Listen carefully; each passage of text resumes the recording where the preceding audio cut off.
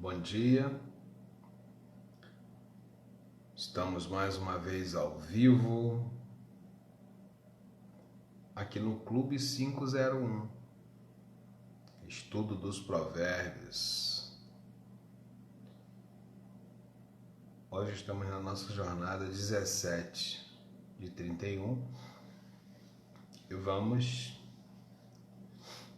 percorrer o capítulo 17 de Provérbios e assim descobrir o que Deus quer falar conosco hoje, nesta manhã. Somente hoje, o presente, só isso existe.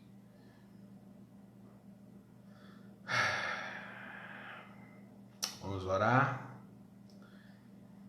Pai, em nome de Jesus, te rendo graças porque o Senhor é bom e as tuas misericórdias se renovam a cada manhã. Assim como as tuas misericórdias se renovam, Senhor, a cada manhã, eu renovo hoje a minha identidade, meu propósito, meu chamado. Eu firmo um compromisso de somente hoje, apenas hoje, fazer o bem, amar o próximo, amar a mim mesmo e ajudar a expandir o reino de Deus na terra, falando da sua palavra, divulgando que o Senhor é bom e que o teu reino está próximo. Eu te peço, Espírito Santo, que já se faz presente, que venha abrir o nosso entendimento para podermos entender as sagradas letras, porque o teu Espírito Santo, Senhor, é quem nos guia por toda a verdade e nos convence do pecado, da justiça e do juízo. Muito obrigado por estar presente e ser o nosso mestre neste estudo. Em nome de Jesus eu agradeço. Amém. Provérbios 17, versículo 1. É melhor um bocado seco e com ele a tranquilidade do que a casa cheia de iguarias e com desavença. É melhor um bocado seco e com ele a tranquilidade do que uma casa cheia de iguarias e com a desavença. Não adianta nada, né? Riquezas, uma casa cheia de bens, mas se não tem paz entre os habitantes que vivem ali. Não há um equilíbrio, não há harmonia, não há comunhão, não adianta nada. Então é melhor um bocado seco e com ele a tranquilidade do que a casa cheia de iguarias com desavença. Evitar relacionamentos abusivos. Versículo 2. O servo prudente dominará sobre o filho que faz envergonhar e repartirá a herança entre os irmãos. Está falando de família, né? Sempre tem um filho que é prudente entre os demais e esse vai governar ali com equidade e com justiça. E quando os pais vierem a faltar, ele repartirá a herança entre os irmãos. Porque se cai na mão de um insensato, eu já vi muito isso. A pessoa joga tudo fora que os pais conseguiram conquistar ao longo dos anos. O filho insensato joga tudo fora da noite para o dia. Então o servo prudente dominará sobre o filho que faz envergonhar. Ele domina sobre o filho insensato. E ele ainda com justiça repartirá a herança entre os irmãos. Verso 3. O crisol é para a prata e o forno é para o ouro, mas o Senhor é quem prova os corações. Aqui está falando da prova que o Senhor faz com cada homem, né, para saber o que há no coração do homem. Ele disse isso ao povo que saiu do Egito em direção a Canaã e fez a travessia do deserto. Ele disse assim: eu te coloquei no deserto para saber o que tinha no seu coração. É assim ele faz com o homem, né? Ele prova o homem para ver o que tem no coração do homem. E geralmente se atribui a essa prova que Deus coloca o homem como deserto. Deserto é lugar de escassez, lugar de tristeza, lugar de angústia, é um lugar de incertezas, né? A maioria dos crentes passam por ele. Crente que eu falo, pessoas crentes mesmo, né? Porque quando fala assim crente, geralmente as pessoas atribuem a evangélicos, atribuem a pessoas que frequentam alguma religião, e não é nada disso não. Crente não é nada disso não. Você vê que Tomé andava com Jesus e ele não era crente, ele era incrédulo. Tanto que quando Jesus ressuscitou dos mortos, Tomé ouvia falar, né? Jesus ressuscitou. Ele falava assim: eu não acredito não, só se eu ver.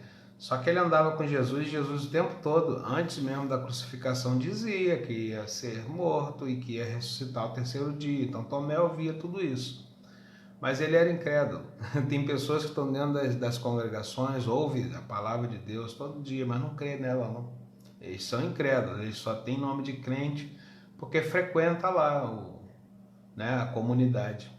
Mas ser crente está muito além disso. Ser crente é realmente crer com o coração. Não é só falar que crê com a boca, não. É crer com o coração. Na passagem do Evangelho que Jesus, observando no templo as pessoas glorificando a Ele, louvando a Deus, e Ele foi e fez uma afirmação. Ele falou assim: esse povo me honra com os lábios, mas o seu coração está longe de mim. Em vão, porém, me adoram, seguindo apenas doutrina que são dos homens. Então ser crente não tem nada a ver com religião. Tomé era um religioso, ele andava com um bando lá, mas ele não era crente. Tanto que na ressurreição Jesus teve que repreender ele. Quando Jesus ressuscitou, apresentou entre os 12, os 11, né, que Judas havia se suicidado, e Tomé estava entre eles, e Jesus falou: toca aqui, Tomé, onde entrou os cravos aqui na mão, toca aqui. Vê aqui, que tem um furo dos cravos aqui, toca aqui nas minhas pernas. Aí Tomé se prostrou diante dele e disse: Senhor meu e Deus meu. Aí Jesus falou: agora você crê porque você vê? Aí repreendeu ele, falou assim: não seja incrédulo, mas seja crente. Então você vê que crente não significa estar no bando, estar no meio da congregação, estar entre os cristãos dizendo: eu creio em Deus, eu creio em Jesus. Não é a boca, não. A boca tem que falar o que está cheio o coração. Se o teu coração crer, aí você é crente. Se não crer, tu é só um frequentador, talvez um admirador, né, das coisas de Deus, mas não sabe nem o que é crer. O crisol é para a prata, o forno é para o ouro. Assim que o forno purifica o ouro, né? É no calor, ele derrete, coloca ele naquela transformação ali para ele sair aquele brilho pesado dele. O ouro mais puro é provado ali no fogo, assim o crente também. Deus prova o cristão ali, ó, nas adversidades, na luta, né? Para saber o que está no coração dele. Se ele for fiel à palavra, ele não se desvia nem para a direita e nem para a esquerda, por mais que a prova seja dura, por mais que as provações venham, e o tentador vem junto, né? Querendo te desanimar, falando: sai daí, vem para cá pro morninho, aí tá duro o negócio, aí tá quente, aí vem para cá. O tentador vem para tentar desviar a pessoa. Eu passei por isso e peço a você, que é meu irmão que está chegando novo na fé e estiver passando por isso, fica forte aí que Deus vai te dar a vitória. Porque o deserto não durou para aquele povo de Israel o tempo todo, não. Eles passaram 40 anos por causa da incredulidade deles. Porque o propósito de Deus é que eles fizessem a passagem do Egito até Canaã em 40 dias só. Tanto que Deus deu um caminho para eles, que chegaria em 40 dias. Mas por causa da incredulidade deles, da murmuração, de não confiar em Deus, pedindo várias vezes a Moisés que voltasse com eles para trás, para voltar para o Egito. Tem muita gente que vem, né? Fala, vou caminhar com Deus, mas quando sente a prova, sente o deserto, volta para o Egito. Geralmente fala assim, os desviados, ele está desviado, porque ele não seguiu o caminho. O caminho é sai do Egito e vai para Canaã. Então, quando a pessoa se converte a Deus, ela sai do pecado e está indo em direção a novos céus e nova terra, que é a promessa, né? Então, se ela volta para o Egito, se desviou, né? Faraó convenceu ela que lá é melhor. Faraó, para nós hoje, significa o diabo, né? E o Egito significa as coisas do mundo, o pecado, que estão de perto nos rodeia. Então Deus vai provar o crente, até porque Deus não tem compromisso com erro, e o crente também não deve ter, não. Ele vai provar pesado o coração daquele que fala, eu sou cristão, é mesmo? Deus vai te botar na fornalha. Mas o fogo de Deus, ele não é para te matar, não. Ele é para purificar você das más obras, das obras mortas. Assim como o crisol faz com a prata e o forno faz com ouro, né? Assim Deus também prova os nossos corações, mas é para o bem, viu? Tem um provérbio que fala assim, filho meu, não te enojes da repreensão do Senhor, né? Porque ele corrige a todos quanto ama. Então não te enojes quando Deus te colocar nessa dura prova para o teu bem. Ele vai... Aqui na nossa região, por exemplo, nós estamos numa região de restinga, né? Interior de cidade, nós temos uma restinga muito grande aqui que tem uma diversidade de vida, de animais. E tem muitas casas que são próximas dessa restinga, essas pessoas têm animais de estimação. Então você já deve ter visto, se você não viu, eu já vi. Quando um cachorro vai lá e põe um ouriço cacheiro, aquele animalzinho que tem cheio de espinho no corpo, o cachorro vai lá e ataca esse animalzinho e vem cheio de espinho na boca, todo grudado mesmo. O que o dono do animal faz? Ele tem duas opções. Ou ele deixa esse animal morrer, porque com aquele espinho ele não vai conseguir se alimentar mais, ele não vai beber água, não dá. A boca fica cheia de espinho, se você não viu, é uma coisa tremenda e horrível de se ver. Mais horrível ainda é ver o dono do animal retirando aqueles espinhos, é pesado. Atravessa um pedaço de pau na boca do animal e vai tirando com alicate ali, assim eu já vi, né? Não sei se o veterinário tem algum método mais eficaz, mas eu já vi as pessoas tirando assim, na roça, né? Então vai tirando aqueles espinhos até que o animal fique limpo.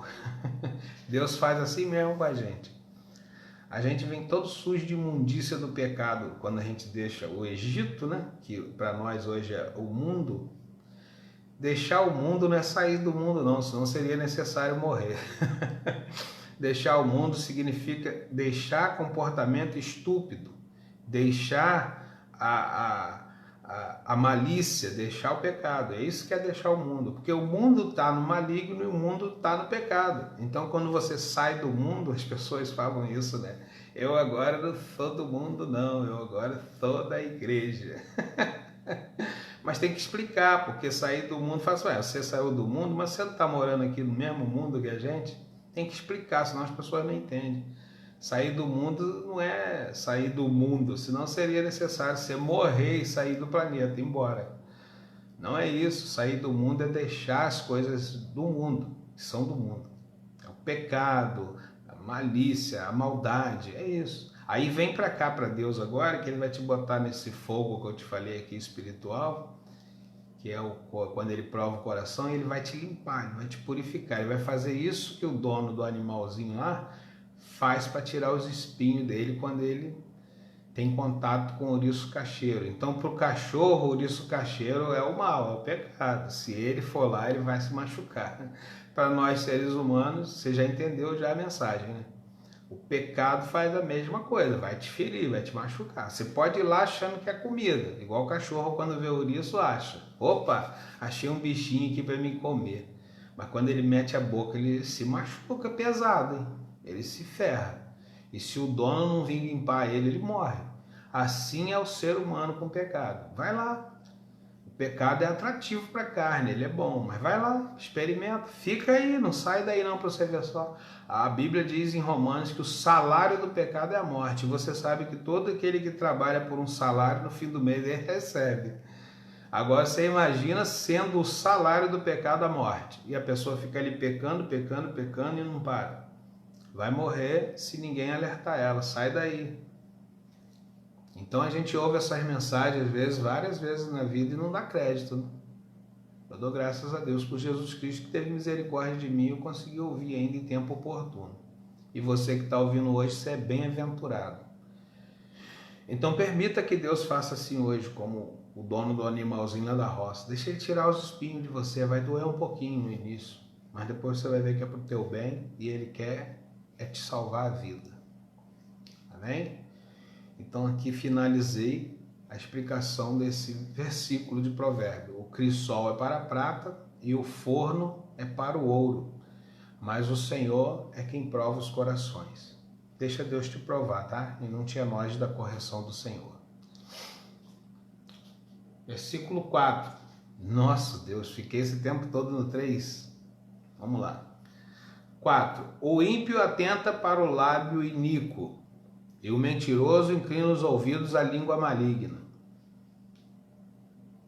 O ímpio atenta para o lábio iníquo, só fala maldade, né? Bobagem. E o mentiroso inclina os ouvidos à língua maligna. Realmente lidar com uma pessoa mentirosa é muito difícil. Chega a irritar, né? Vamos lá. O que escarnece do pobre insulta o seu Criador. Ao seu Criador. O que escarnece do pobre insulta ao seu Criador. E o que se alega da calamidade não ficará impune. Olha, quando eu leio esse provérbio aqui, me dá-se uma profunda tristeza de ver aonde que a humanidade consegue mergulhar na maldade. Eu me lembro de algumas catástrofes que aconteceram aqui no Brasil e em outros lugares, como eu via nas redes sociais pessoas comemorando. Você vê o ponto que desceu o nível, né, dos humanos. Comemorar a calamidade, a morte de pessoas que às vezes você nem conhece. Quando o presidente levou aquela facada naquele atentado, pessoas comemorando, dizendo que ele tinha que ter morrido, que foi pouco. Esse provérbio está dizendo aqui, ó, o que se alegra da calamidade não ficará impune. Você não pode se alegrar com o mal, cara, seja lá com quem for, mesmo que você não goste da pessoa. Se você não gosta da pessoa, já tem um erro em você, né? O erro não está na pessoa nunca, está em você. Tudo aquilo que nós não gostamos em alguém é reflexo do que existe em nós mesmos. Você não sabia disso, né? As pessoas são como um espelho para nós. Elas podem refletir o bem ou o mal. Se elas refletem bem para nós temos aquilo também. Mas se elas refletem o mal, ou elas estão refletindo o que há em nós mesmos e nós precisamos corrigir em nós mesmos, ou então Deus está revelando alguma virtude que tem em você, que você tem a capacidade de corrigir aquilo no mundo, não só naquela pessoa. Você não sabia disso, né? Deus faz assim. Por isso que Ele é o Todo-Poderoso. Às vezes Ele coloca uma pessoa na tua frente e essa pessoa te irrita, mas não é para... Lembra que eu te falei que Ele prova a gente no fogo? Ele está tentando te revelar algo que está errado em você mesmo para você consertar. Ou então Ele está tentando te dizer que aquilo que você está vendo na pessoa que te incomoda, você tem virtude que você pode desenvolver algo para ajudar não só aquela pessoa, mas como muitas pessoas que se comportam como aquela. Você tem que descobrir isso. Por isso você tem que orar falando a Deus assim, Senhor, qual é o meu propósito de vida? Qual é o meu chamado? Para que o Senhor me botou aqui nessa terra? E Ele vai te revelar qual é o teu chamado, qual é o teu propósito. Lembra do início da oração? Quando eu faço, fala assim, eu renovo hoje o meu propósito, a minha identidade, o meu chamado. Porque se Deus te revela, aí você vai estar no centro da vontade de Deus fazendo o que Ele quer que você faça mesmo na terra. E aí você é extremamente feliz, porque a felicidade é isso. A felicidade é você estar no centro da vontade de Deus, fazendo aquilo para qual você foi enviado. Se você está fora do centro da vontade de Deus, fazendo aquilo que Deus não pediu para você fazer e não determinou que você fizesse, você vai ser muito infeliz, muito triste. Por isso que muitas pessoas vivem assim, frustradas, não sabem porque a vida está com um fardo tão pesado, difícil de suportar, e elas não entendem, ficam ali naquele sofrimento e não entendem, elas só estão fora da vontade de Deus, só isso. Se elas se voltam, por isso que a Bíblia, a mensagem do Evangelho é essa: arrependei-vos e convertei-vos. Volta, faz a conversão. Se você está num caminho que não está te agradando, está te trazendo sofrimento, angústia, é porque você está fora da vontade de Deus. Aí quando você volta, converter é isso, faz uma conversão e retorna. E se converter, eu vou dar um exemplo aqui. Estamos indo numa estrada e aí de repente você esqueceu alguma coisa em casa. O que você faz? Você faz uma conversão, volta no ponto de partida onde você começou.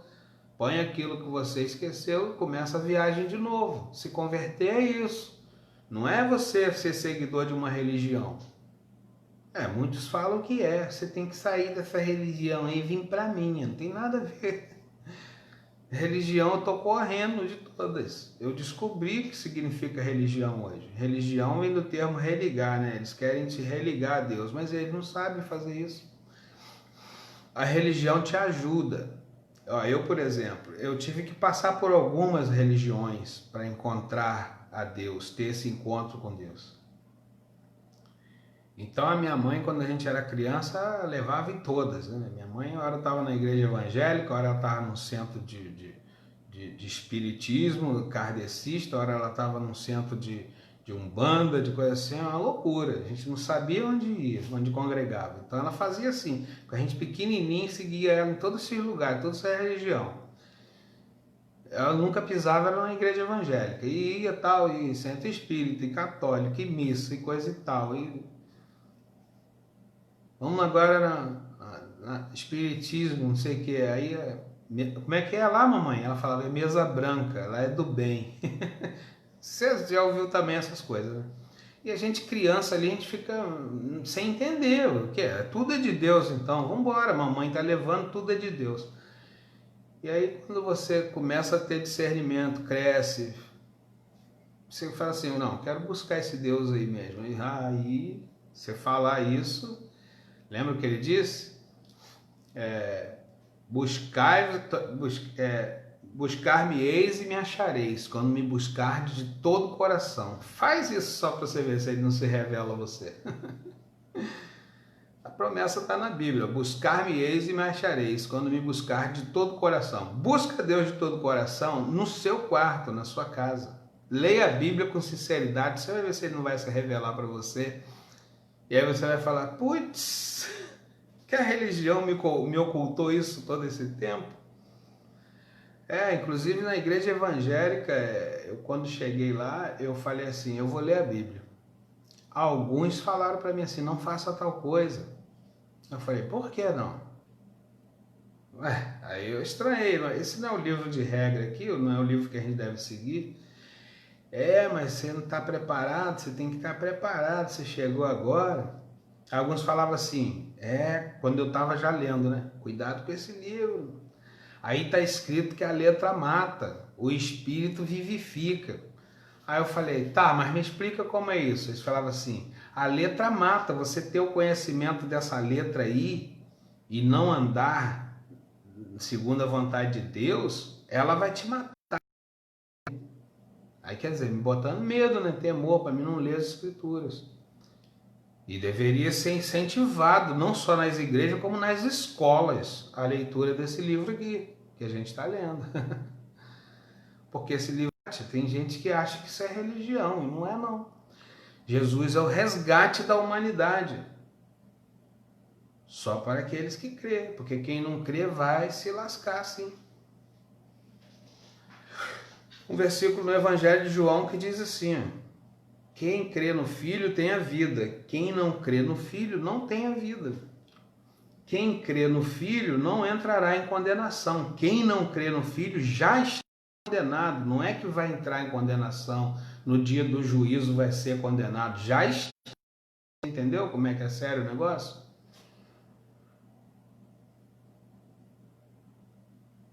Eu não sei nem porque eu entrei nesse tema. Deixa o Espírito Santo nos guiar, não é ele que nos guia por toda a verdade?